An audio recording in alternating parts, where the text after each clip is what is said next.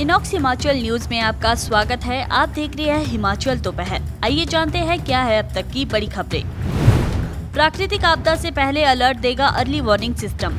करचम वांगतू से प्रदेश को मिलेगी 18% रॉयल्टी, बढ़ेगा हिमाचल का खजाना। हाईकोर्ट की सख्ती के बाद अब पूरे प्रदेश से हटाए जाएंगे अवैध कब्जे।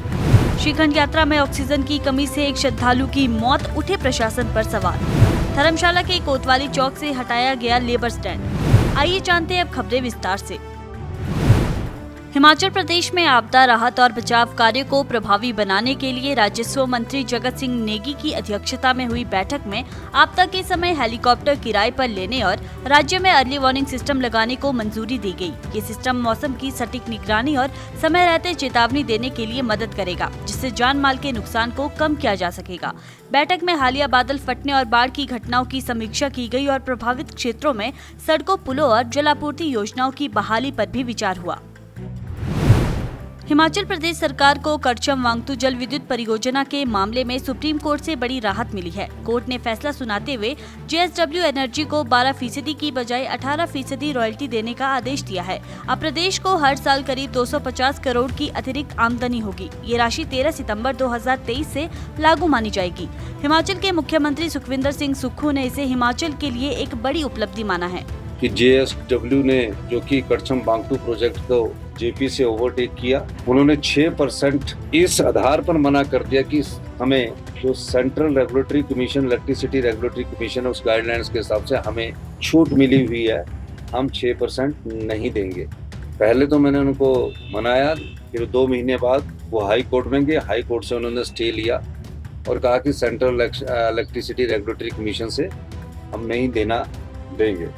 इस दृष्टि से हमने उनको कहा और मुझे खुशी है कि ये एक ऐतिहासिक निर्णय हमारे पक्ष में आया और 18% बिजली हमारे को फ्री रॉयल्टी के रूप में जो प्राइवेट प्लेयर है करचम वांगतू के, वो हम मिलेगी और तकरीबन 1 साल में 250 करोड़ रुपए की आय हमें होगी।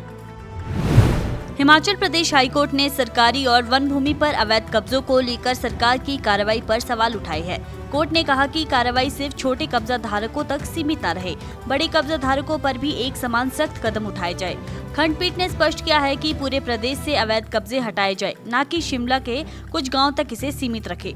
साथ ही कोर्ट ने अगली सुनवाई में सरकार से राज्य भर में किए गए अतिक्रमणों की स्टेटस रिपोर्ट भी मांगी है। श्रीखंड महादेव यात्रा के दौरान 33 वर्षीय श्रद्धालु अभय निवासी चंडीगढ़ की ऑक्सीजन की कमी से मौत हो गई। पार्वती बाग में तबीयत बिगड़ने पर मेडिकल टीम ने प्राथमिक उपचार के बाद श्रद्धालु को लौटाया, लेकिन सिंगाड़ और जाऊं के बीच श्रद्धालु ने दम तोड़ दिया। ये इस वर्ष यात्रा की पहली मौत है। अभय के साथी विशाल ने प्रशासन पर लापरवाही का आरोप लगाते हुए कहा कि उन्हें समय पर मदद नहीं मिली।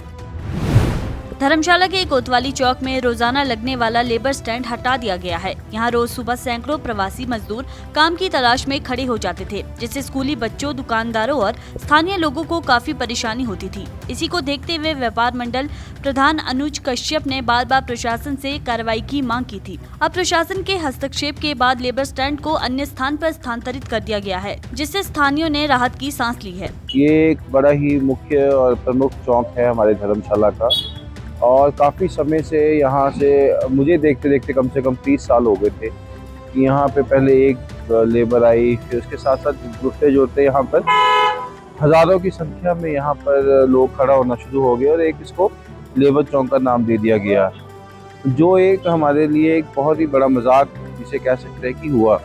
और यहाँ पर थूकना, यहाँ पर लड़ना, लड़ाई झगड़े होना, यहाँ पर बीड़ी सिगरेट पीना, यहाँ चौक पे खड़े होके ट्रैफिक को रोकना, लोगों को परेशानी होती थी इससे काफ़ी। जो यहाँ पे लोग रहते हैं या जिनकी दुकानें हैं, उनकी दुकानों के सामने थूकना। तो ये जब मैंने इलेक्शन लड़ा था तो ये मेरा एक मुद्दा था कि यहाँ से मैं ये लेबर चौक जो एक स्टेटस बन गया उसको हटाऊंगा।